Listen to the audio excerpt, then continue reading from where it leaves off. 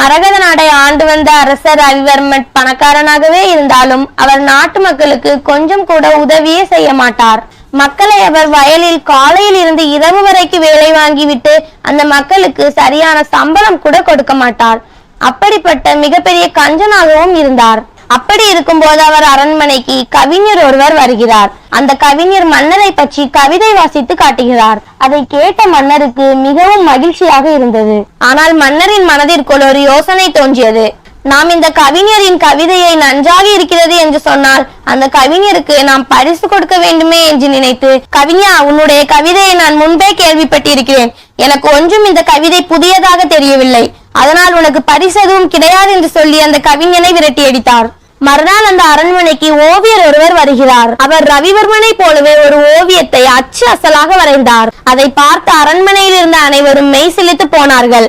ஆனால் அந்த மன்னர் பரிசு கொடுக்க வேண்டுமே என்று நினைத்து அந்த ஓவியரை பார்த்து, நீ என் ஓவியத்தை கம்பீர தோற்றத்தில் வரையவில்லை, அது மட்டும் அல்லாமல் நீ என் கண்களை சிறியதாக வரைந்துள்ளாய். எனவே உனக்கு பரிசும் கிடையாது, ஒன்றும் கிடையாது.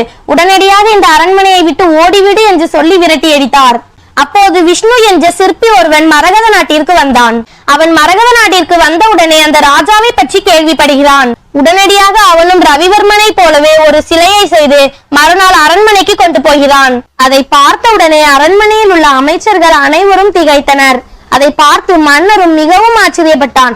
ஆனால் அந்த மன்னரின் கஞ்சத்தனம் அந்த சிற்பியை பாராட்ட தடுத்தது. அப்போது மன்னர் விஷ்ணுவை பார்த்து, நீ சிலையை சரியாகவே செய்யவில்லை. நீ சரியாக செய்திருந்தால் என்னுடைய நாய் என்னை கண்டுபிடித்திருக்கும். அதனால் உனக்கு பரிசுகள் கிடையாது என்று அந்த மன்னர் விரட்டி அடிக்க முயன்றார்.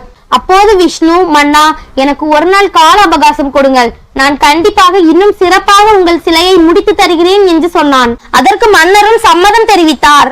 அப்போது மன்னரின் கஞ்சத்தனத்தை புரிந்து கொண்ட சிற்பி ராஜாவின் சிலைக்கு கீழ் ஒரு ருசியான சாப்பாட்டை ஒளித்து வைத்து விட்டான். மறுநாள் அவன் அந்த சிலையை அரண்மனைக்கு கொண்டு போனதும் அந்த நாய் சாப்பாட்டு வாசனைக்காக சிலையின் பக்கத்தில் சென்று வாலாட்டி கொண்டு நின்றது. உடனே மன்னரும் வேறு வழி இல்லாததால் அவனுக்கு பொற்காசுகளையும் பரிசுகளையும் கொடுத்து அனுப்பினார். கலைஞர்களை ஏமாற்ற நினைத்த கஞ்சத்தனமான அரசர் கடைசியில் ஏமாந்து போனார்.